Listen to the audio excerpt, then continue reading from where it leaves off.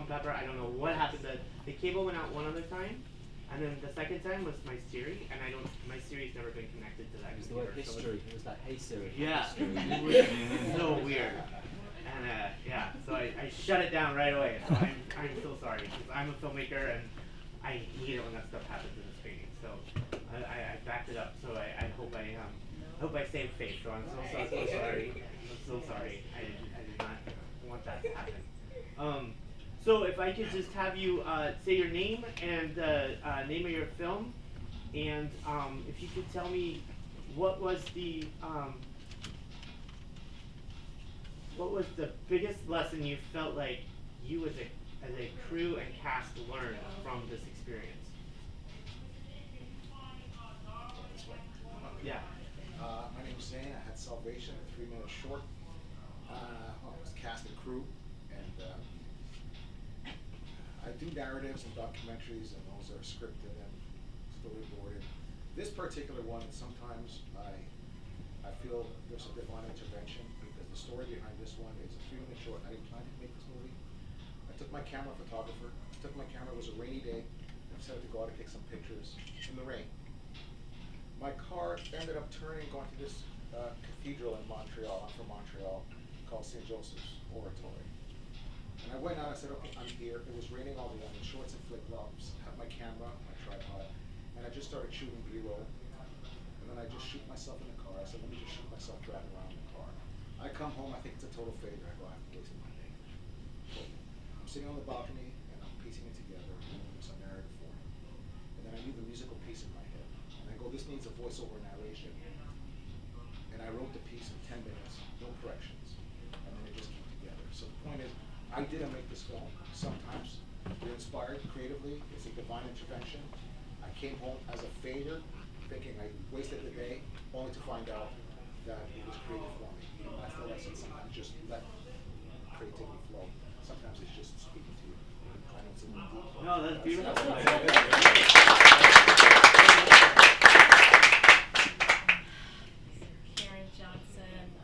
Writer and director, producer for Salt and Pepper, and that is amazing, Zane. I will have to say, same thing happened to me. I wanted to tell this story, and everything fell into place just like it should have. And I believe the Lord gave me amazing storytellers, Victoria and Cody, the lead actress and actor, to tell the story. And what I learned out of it is that the story is bigger than me. That I had an idea, but God allowed me to engage with amazing people to tell a story that I wasn't even sure was very clear how I was going to tell it. But it came together beautifully. So I echo Zane that for me, God has a story He wants to tell.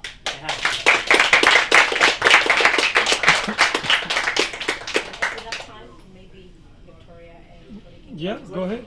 Yeah. Oh, I'm Victoria Doctor.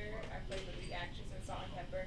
And something I learned was, obviously I'm black, so I don't really hear the side of the white man specifically talking about his experience and how he feels like he's not understood or misunderstood. He thinks that black people can be racist. Like, I really don't entertain that, but this opened me up to like listening, and it's like, this person isn't trying to hurt me. It's not a tit for tat. They're trying to connect, and so I think that's the biggest thing I learned from working on this project. Yeah. I will say, this was my first time actually seeing Salt and Pepper, because I was supposed to go to Barcelona with these two lovely young ladies. However, I got a fever of 103 right before I was supposed to fly out.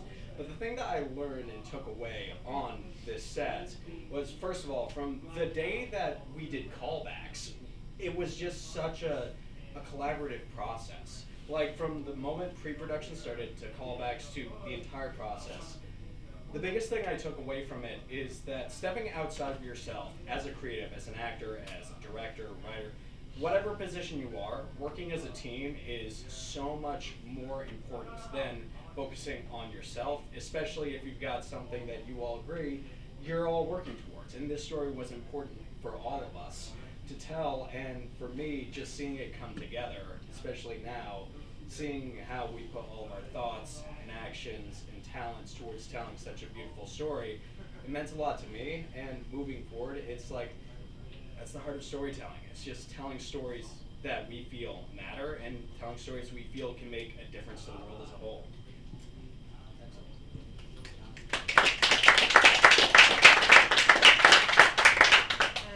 Hi, I'm Katya Spivakova. I directed, edited, and wrote the All I Need. And I think I'm going to echo all of you. I think what I've learned was the most important is trusting the story, and this was coming from a true story from my great-great-grandfather. And I think that once you feel like it needs to be told, everything kind of will fall into place, and it's about trusting the people you work with that will all bring their own dimension and actually make you have a new even a new gaze on your work, and have you see things that you haven't even expected, in your own plan.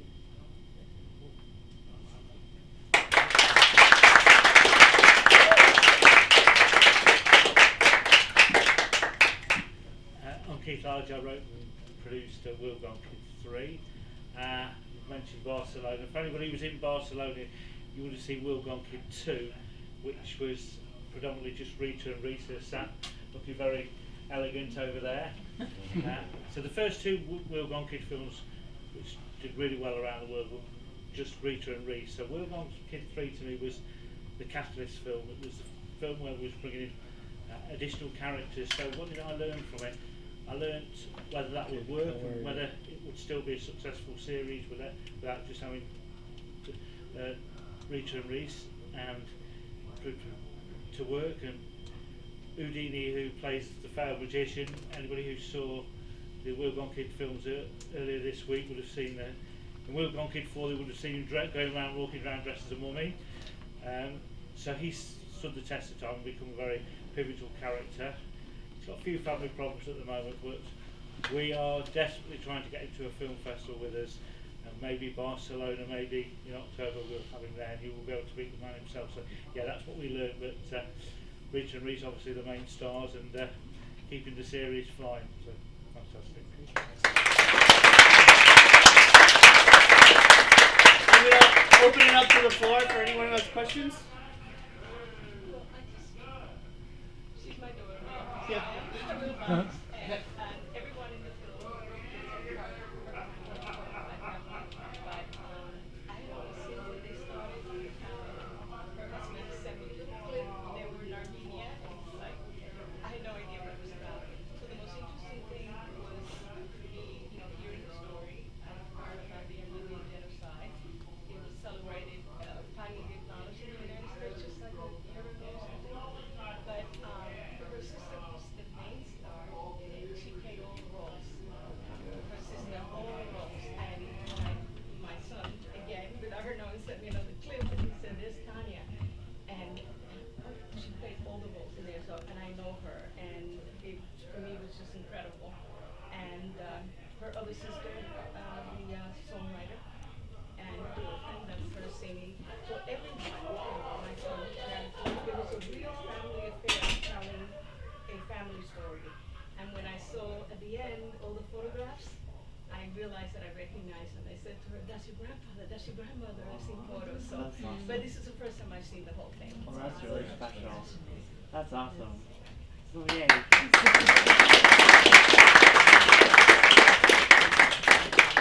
Other questions? Yes, when can I see this movie, the full thing, please? Which one? The genocide Oh, one, the gen- obviously. Well, that is the full That- version for now. That's the full version. Oh, It's just short okay. now, yeah. So that It is a will short. be pretty straightforward to finish. I mean, this wasn't planned as like a spec for a feature, but if anyone's interested. You got a checkbook for me? Thank you. But hopefully it will be out in like the next year or so. Yeah, beautiful film. Great timing. Yeah. I think you had a question. I just wanted to know how faith informs your filmmaking for your films. Faith. For each one of them? Okay, Yeah, for the great. You want to go this way this time? How faith informs your filmmaking. If faith or spirituality, how it informs your filmmaking. Ours is mainly comedy. Yeah. You want to think about it for a minute? I'll go to the next person. Rita's fairly religious, so she always tells me stories about difficult times, how she prays to her God, and so that's Yeah, I think. that's brought us a lot of luck. Yeah, obviously I've been doing acting since lockdown, and I'm a hairdresser. Was going to a day-to-day job, got my own business and everything, and through lockdown, Keith was doing my little boy's homeschooling because I was struggling, and from there Keith developed saying that Reese is very good at basically putting acting, putting lines together, remembering everything. So that from the back of that, we ended up just after lockdown, Keith did his first film, and they wanted a mum in it. So obviously I stepped in. I wasn't going to do the whole thing. I just stepped in until they got professional actors. And from the back of acting, they said, no, you can carry on with this basically. You've done well. Let's put it together. And I've never looked back. Me and Reese have never looked back, and we've been successful. And it is on the back of Keith. And we're very grateful, Keith. Very, very from the bottom of our hearts. Me and Reese are very grateful. We have rows, we have arguments. we're a team, we're a family. We go to loads of film festivals. We love Darwin. And it's, I've got, when you talk about beliefs, I'm a Hindu, yeah? Indian, Hindu. And when things don't go wrong, we pray to Ganesh, our elephant god. And I've always walked in a straight path. So I'm a strong believer, as Keith knows, and that's our strength. Yeah? Yeah. Thanks, Keith. That's beautiful.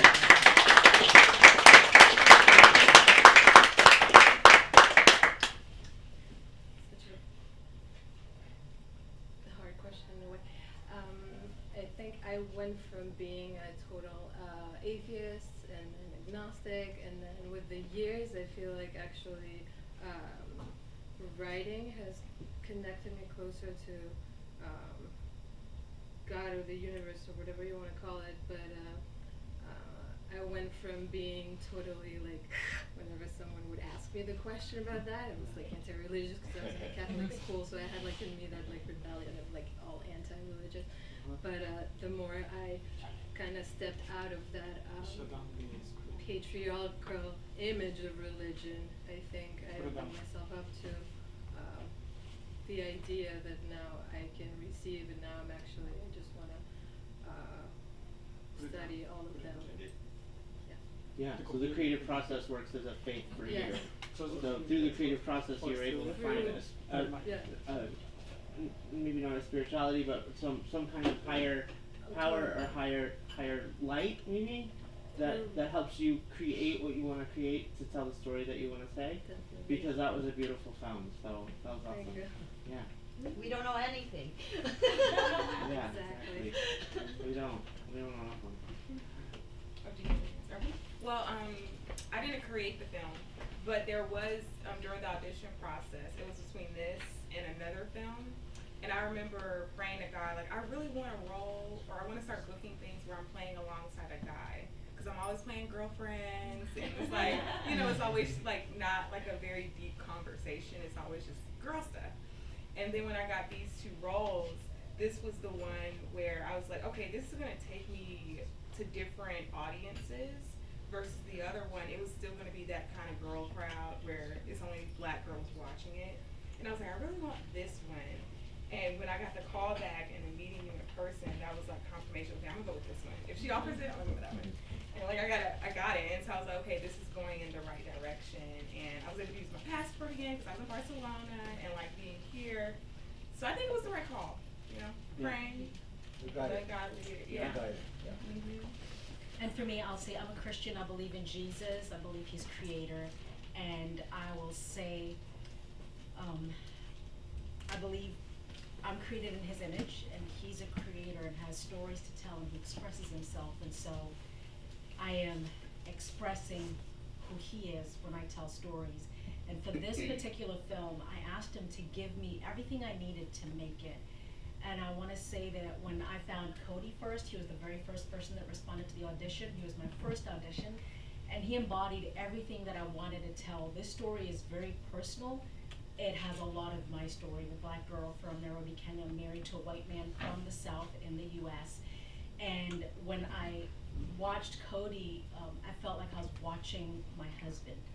And then when Victoria came along, I was amazed. She was very much like me in how she portrayed Beth, but also her background, because often black women are portrayed as very trashy, very angry, just nothing beautiful. And Victoria is so beautiful in her personal life and outside of her personal life in acting. She's super educated. She has a master's in mathematics. She's a teacher. And I thought, this is just wonderful. And so I'm just totally grateful to God for giving me that opportunity. And faith for me in Jesus is my whole life. Everything out of my life flows out of it. So to your question, it informs everything I do.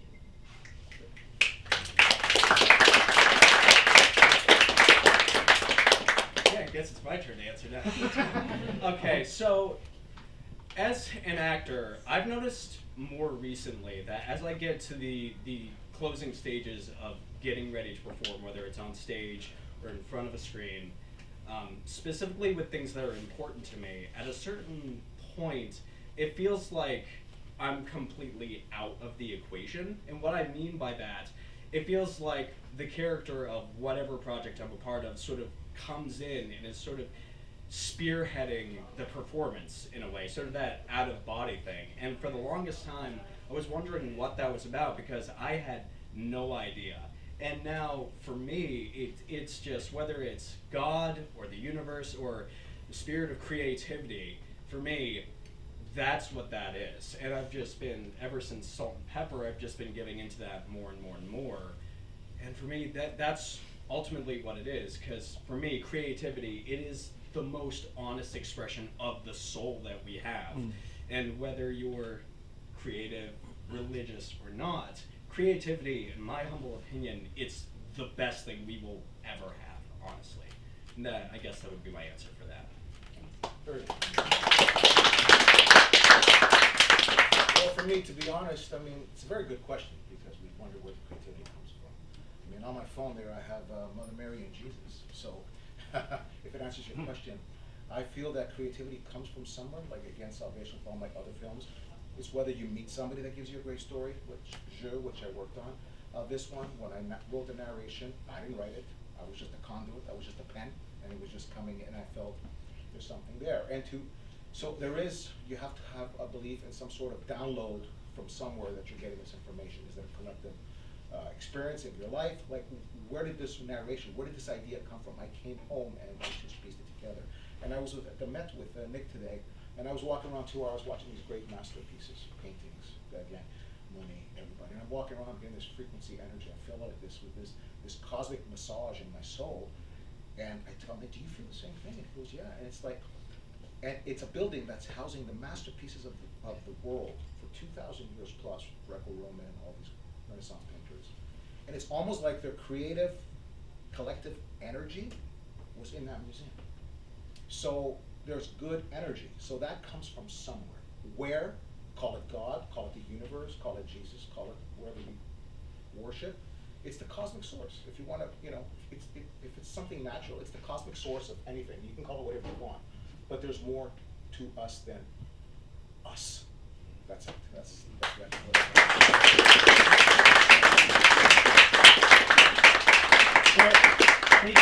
You need a picture though. Oh yeah. Can you get it? I can. Thank you. I hope. So you guys get more okay. fronts or where? Alrighty. All right. Excellent. It's really green. Got it? Yeah. Who are we looking at? You? Hopefully. At some point. Okay, we're ready. 1, 2, 3. Awesome. Awesome. Thank Thank you you, guys. everybody. Thank All you. right.